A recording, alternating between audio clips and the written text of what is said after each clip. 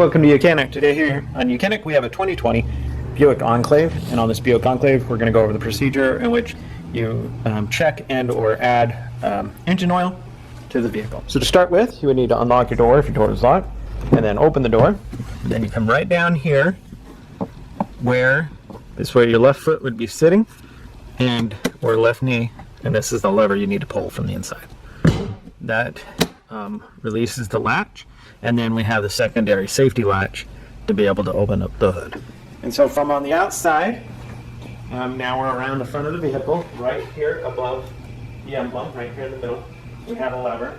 We need to move to the right to be able to unlock the secondary safety latch. So we have our dipstick here. You're going to want to have your vehicle on a level surface to be able to check the proper level.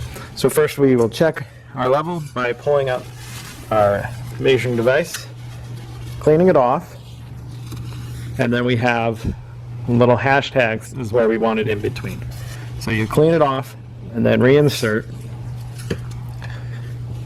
and then be able to pull it back out and check your oil level.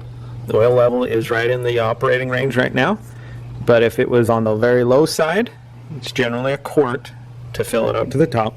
It's not always the case. Sometimes it can be a little less or a little more, but we want to keep it in the operating range and not add too much oil.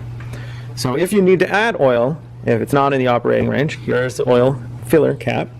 So you'd be able to just twist this off, pretty much a half a turn. It comes undone. Add the oil.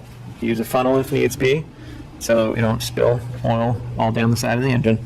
And then just a simple, put the cap back on, twist that a good 90 degree, and lock the cap back on.